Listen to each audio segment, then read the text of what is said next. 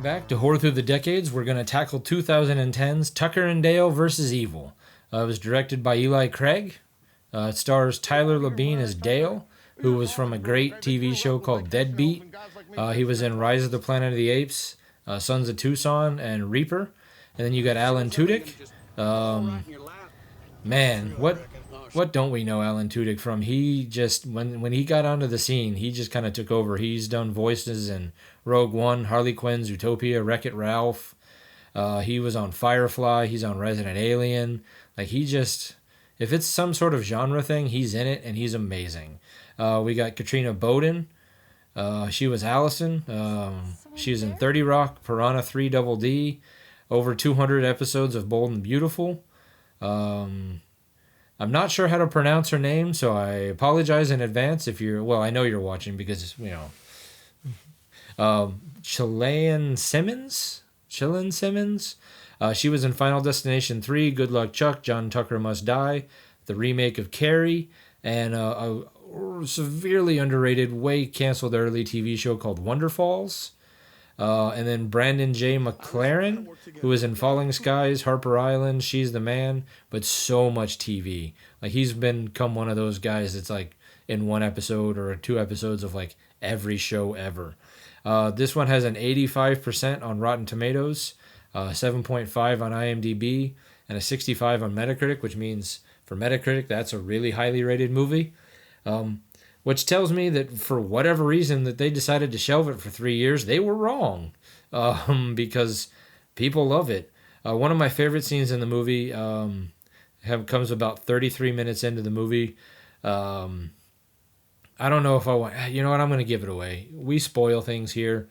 But the college kids, who we're going to talk about in a few seconds, are trying to attack the hillbillies, and one of them goes running at the Alan Tudyk character, and he jumps but misses and goes right into the wood chipper. And Alan Tudyk's like, he hooked himself right into the wood chipper. It's just, it's a line that I quote way too often, given the industry that I work in. But one of my friends at work loved the movie as well, and we just quote that line to each other all the time. But so what's the worst that can happen?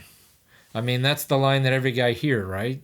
I mean, no is normally the answer, but in this case, at least 8 people end up dead in one mistake after another. Stereotypes lead to the fear of the unknown as a group of college kids fear the worst of a couple of hillbillies. The movie opens up in the hills of West Virginia as the 8 college kids headed out for a weekend trip come across 2 hillbillies on their way to a cabin that they just bought for a vacation home. The kids assume the worst of them due to stereotypes, and letting their fear on different cloud their judgment. While night swimming, Allison slips and hits her head, and Tucker and Dale have to save her, which then leads to a series of mistakes because the kids obviously automatically assume the worst of Tucker and Dale because, you know, they're hillbillies and hillbillies are bad.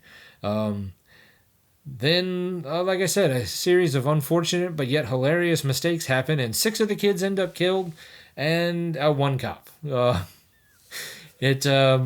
Most of the deaths in this movie are accidents, and there is a fair amount of blood, not a lot of gore, but there is a little.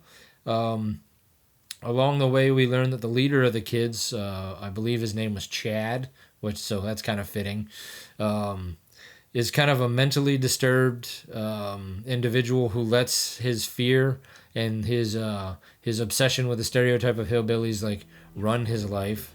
There's a little bit more to it than that, but I don't want to give everything away of the movie. And he does some super questionable things. There's some leaps of logic and a little magical coincidences of like, oh, they just happened to be here and happened to find this newspaper article. But the movie is so much fun and so enjoyable, and it's so infinitely rewatchable that you kind of gloss over that stuff. Super strong performances from Tyler Labine and Alan Tudyk make this movie absolutely worth watching. 4 out of 5 PBRs.